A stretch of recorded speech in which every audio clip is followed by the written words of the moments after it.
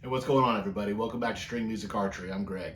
Today is the day, guys. We're doing the TEMU Arrow build. I bought half a dozen arrows worth of components on TEMU.com. Today we assembled them. We're going to put them together. We're going to test them. We do everything we can to get these things as consistent as possible so that they have a chance at measuring up and seeing how we did. How do they compare with, high dollar name brand arrows? We're going to find out today. We're going to do a series of things that we in an effort to make them, like I said, as consistent as possible. We're going to spin test them. We're going to cut the wobble out of whichever end we can. Whichever end has the most wobbles, the end we're going to cut. I didn't really care where the Falcon label ended up on the shaft. We weighed the arrows. We ranked them heaviest to lightest. We weighed the inserts. We ranked those heaviest to lightest. We matched the lightest insert with the heaviest shaft to try to make, close the gap, get them as consistent as possible. We did a knock tune via a bend test that I found on YouTube. I'll leave a link to that below. It's a great video. It's a great process. Wrapped, fletched. We got a final arrow weight. I shot a Vegas round, and then I'm going to give you a price breakdown at the very, very end. All the steps that I took to get there, I have either done videos on in the past, or there are thousands of videos out there. So I'm not going to go through all that. I'll show you kind of in fast motion, or I might show you wrapping one arrow or fletching one arrow. I'm not going to beat you to death with the footage of me doing the things, because I've already talked about a lot of that. But when we get to the price breakdown at the very end, I'm definitely going to show that off. I want you guys to kind of see what I found out. So what do you think? Are the TEMU arrows going to be a treasure, hidden treasure on TEMU.com, or is it going to be an absolute turd? Stick around and find out.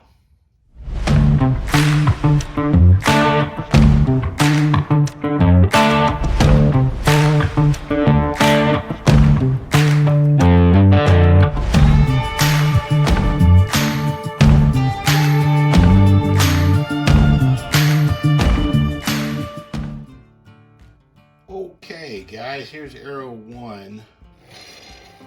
Good Lord.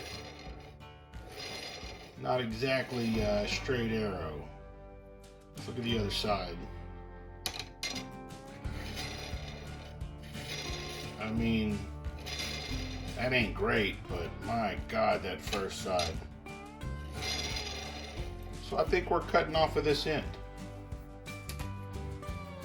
Give that an old marky poo. I don't have a silver marker. We're using this brown thing, but I can see it enough to know. Arrow number. Okay, I've got my arrow saw set back up to my length. I had to adjust it because we cut my boys' arrows. But we're going to go through this just like last time. I'm going to nibble off a little bit so that I can fit. Once I go back into my little knock divot, I can fit. But you see right here, the Dremel keeps me from being able to get the bit to the thing. So I'm going to snip it a couple of times here. Then I'll go into my knock divot down on that end and make the final cut. And while I do it, I'm going to kind of roll in. I'm going to try to go through these quickly. Hopefully you get to see it, but if not, watch the video where I explained this guy, and we'll go from there. Okay, here we go.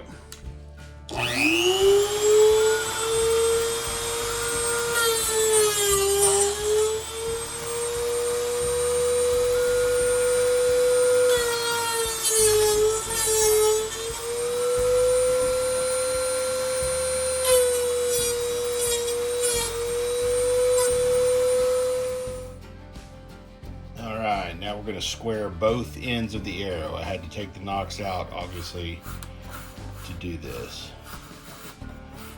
Now the nocks, I put them in so that my length would be accurate on the arrow saw. Because that's why I measured it to I set it to my regular arrows that I'm running this season, and I wanted them to be the same length.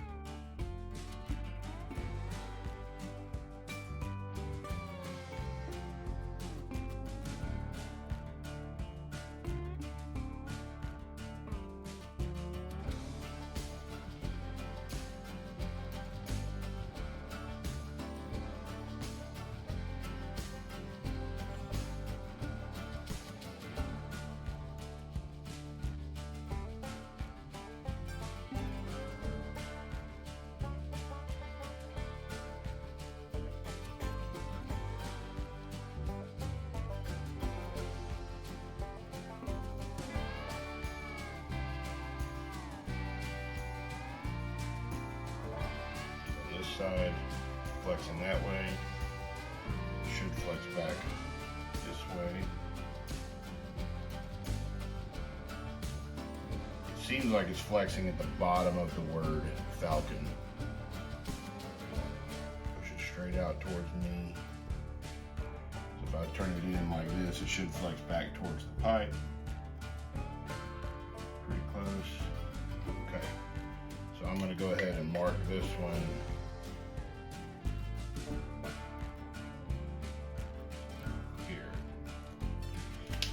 I didn't want to have my glasses on in the video because it gives me that certain old guy appearance. I think it's unavoidable. All right, we're gonna call that one good. All right, as before.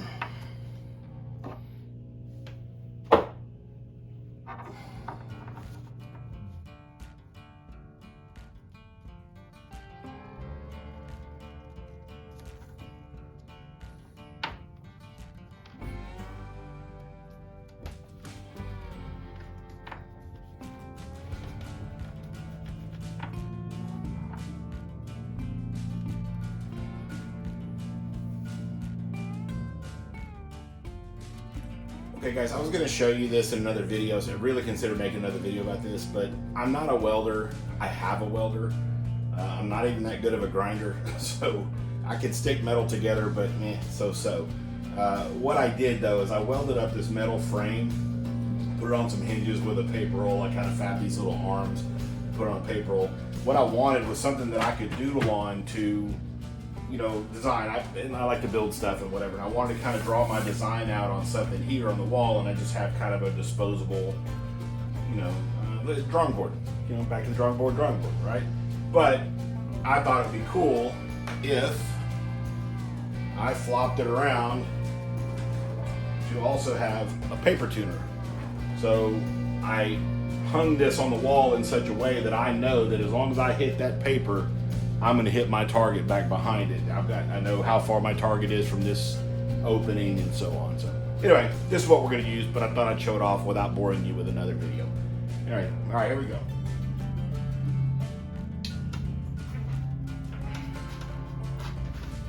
Okay, so we've got all 5 arrows knock tuned, bare shaft tuned, with our paper that looks like I was patterning a shotgun for turkey season.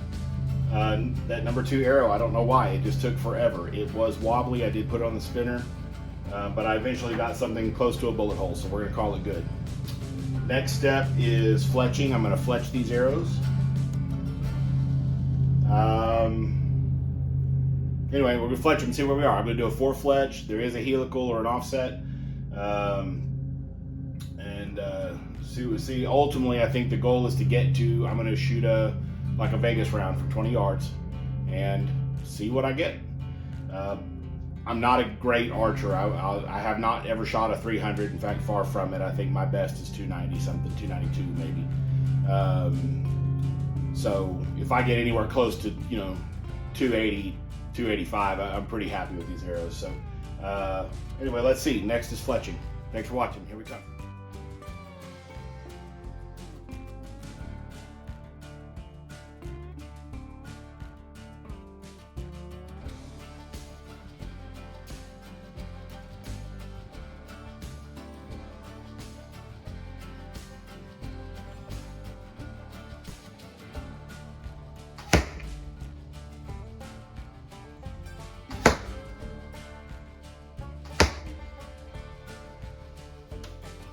Okay. At the risk of sounding like, okay, class, I'm trying to avoid that idea up here, but I wanted to put this out on paper so that kind of give you my final thoughts. All right. I'm going to call this video TEMU Arrows. Are they a treasure or a turd? Starting with, I ordered 6 arrow shafts, 6 inserts, 6 arrows worth of vanes. And what I got was 5 arrow shafts and 6 arrows worth of nocks and inserts and vanes. One of those arrows, as I mentioned earlier, snapped, broke, This is a big fat X for me. If you can't get it here in one piece, not interested. We did a spin test to cut the wobble out. You'll see that, or I guess you saw, I'm trying to film this all backwards, right? But you saw that one of them was bad wobbly. All of them were pretty wobbly, but you know, TEMU doesn't tell you whether it's within 5,000th straightness or 3,000th straightness or whatever. So you're not buying higher level stuff, but all things considered, it was a lot. It was a lot of wobble. So I'm going to say no good on that one. I cut the shafts. I weighed them. I sorted them by weight. There was 10 grains difference in just the carbon shafts. 10 grains difference. That gets a big X from me. The inserts, however, were within like 0.2 grains. They were really, really close. So if you want to buy the little brass inserts from TEMU, be my guest. I'm not going to fight you on that one. The idea of the build, of course, though, is, as I said in my other video, you take the lightest inserts and field tips, put them with the heaviest arrows to try to balance the gap a little bit. I did that. It worked okay. Let's give a check mark on this inserts here. So let's give them a big good job there, guys. So then we did the bend test for the Noctune. This was my first time doing this. I realized what I had done wrong when I did the bend test. I marked them all, but I oriented the nocks wrong. Instead of having that mark, that spine mark, be up, I put it to the side in line with the, you know, the little fin that's on the nock, the little indicator mark that's on the nock. And it put me in a bad starting spot. But once I finally got them all rotated and turned after I did the bullet hole or the paper tune, I realized that they all ended up in the same spot, with the exception of that number 2 arrow that was just chasing around like crazy. So bend test, in my opinion, confirmed. Even though I did it wrong, it proved itself to me later. So bend test, I give full approval on the bend test. But as far as the TEMU Arrow shafts and the TEMU Arrows go, there was one that I chased around. I'm still not happy with the hole, but you know, I wasn't going to sit here and punch paper all day long. So bend test, go watch Matt in Texas video on the bend test. Absolutely worth it. Totally works. Give that a big happy check mark. But the Noctune in general, because of the arrow shafts from TEMU, not impressed. Big X. Wrap and fletch was a wrap and fletch. Now, there were a couple of fletchings that I screwed up because, you know, I turned the wrong thing, whatever. Unfortunately, I only bought 6 arrows worth. In this case, 5 arrows worth, because one was broken and they were so small I decided to 4 fletch. So I ended up only having enough fletchings for 5 arrows to 4 fletch anyway. So I'm not going to yes or no check or X that, but I don't know. That was on me, not on them. All right, final weight of the arrows was from 426. This is after I fixed my inserts and field points from lightest to heaviest, heaviest to lightest on the shafts, and, you know, swapped them to get them as close as possible. The smallest arrow was 426.6. These are 100 grain inserts, or 100 grain field tips. 426.6 to 435.6. That is 9 grains difference. Considering that the arrows that I'm shooting this year, the somewhat match grade arrows that I've built prior, I've got 12 arrows within 0.5 grains of each other. This is not acceptable. But you can do better, but when you're starting out with a 9 or 10 grain difference, forget it, not happening. So the weight of the final arrow is not impressed. I did calculate FOC with the 100 grain field point that I shot the Vegas round with. It was about a 14.3 FOC. Not terrible. I was shooting for 15 to 17. For grins, I put in a 125 grain point. It puts me at 16.5. So as far as building a relatively high FOC or a reasonable FOC, say hunting style arrow, I'd throw that at a pig, absolutely, without question. So I'll say, as far as the FOC and the final weight, I'm pretty happy. This is the kind of arrow that I would build as far as weight and FOC range, right? a 450 grain arrow, 435, 450 grain arrow at a 15 to 17% FOC. Like, that's the sweet spot in my opinion. So we're good. So I'm going to go ahead and call that one good on the final arrows, with the exception of the 9 grains difference. The Vegas round. Now, this is really subjective. I'm not on today. You could see in my target, everything started out way left. I was adjusting the sights as I went. I did not properly sight in my bow. I'm not going to hold this number against the TEMU arrows. My groups were not as tight as I want them to be, but again, there was some drift. Like I said before, I was hoping for a 280.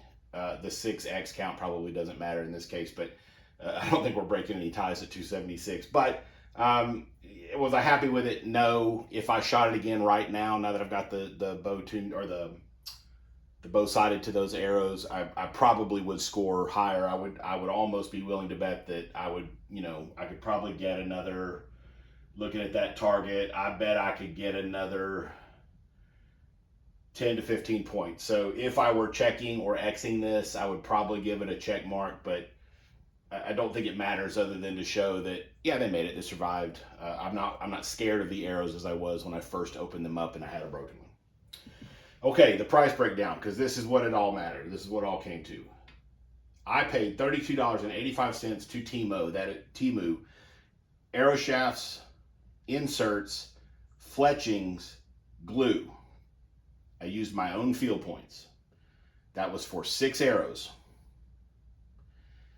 At that price, 6 arrows comes to $5.48 each. I only ended up with 5 arrows because one was broken. I will hold that against TEMU. That brings our total up to $6.57 each, because I only got 5 out of it. Now, almost double the cost, I've added an additional $27.15 paid to arrowwrap.com for my super cool string music archery